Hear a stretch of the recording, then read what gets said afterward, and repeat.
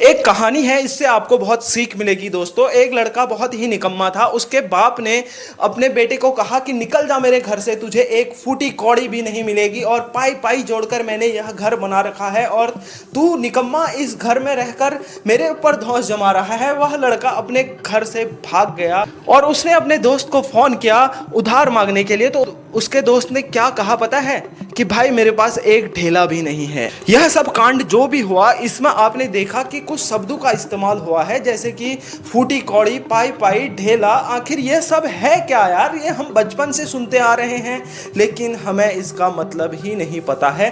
तो आइए जानते हैं इस छोटी सी वीडियो में पाई पाई, ढेला, ये सब क्या है भाई। देखिए दोस्तों, जिस समय हमारा समाज मुद्रीकृत नहीं हुआ था, यानी कि पैसे का आविष्कार नहीं हुआ था, तो उस समय वस्तु विनिमय प्रणाली का इस्तेमाल होता था।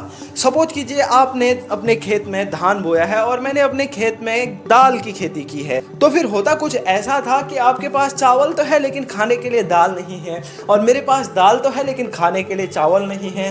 तो फिर लोग क्या करते थे ना, जैसे आपके पास चावल है और मेरे पास दाल है, तो मैं आपको 1 किलो दाल के बदले आपसे 1 किलो चावल ले लूंगा। तो इसी प्रणाली का नाम हुआ करता था वस्तु विनिमय प्रणाली।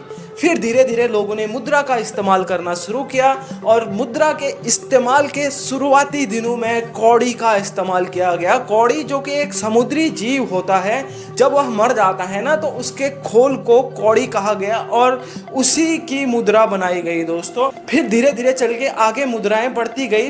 तो आइए जानते हैं उस समय की मुद्रा की श्रृंखला को। देखिए दोस्तों, ये है फूटी कौड़ी।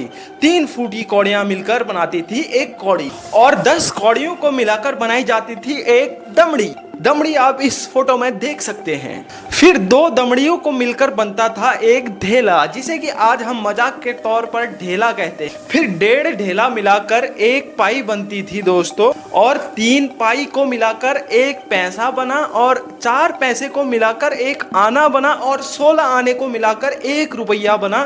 तो आप समझ सकते थे उस समय 1 रुपये की कीमत क्या होगी, जबकि उसके कई पीछे एक मुद्रा है जिसे कि फूटी कौड़ी कहा जाता है, और उसमें भी सामान मिल रहा है। और आज के समय देखिए 1 रुपये में क्या ही आता है भाई। चॉकलेट नहीं आती है 1 रुपये की, टॉफी नहीं आ रही है। उस समय 1 रुपये से भी कई स्टेप पीछे एक मुद्रा हुआ करती थी जिसे कि फूटी कौड़ी कहा जाता था, और उसमें भी सामान मिल जाता था। तो आप सोचिए दोस्तों, आज हम हजारों लाखों रुपए कमा कर भी अपनी आवश्यकताओं को पूरा नहीं कर पा रहे हैं, और उस समय 1 रुपये से ही इतना सब कुछ हम खरीद सकते थे।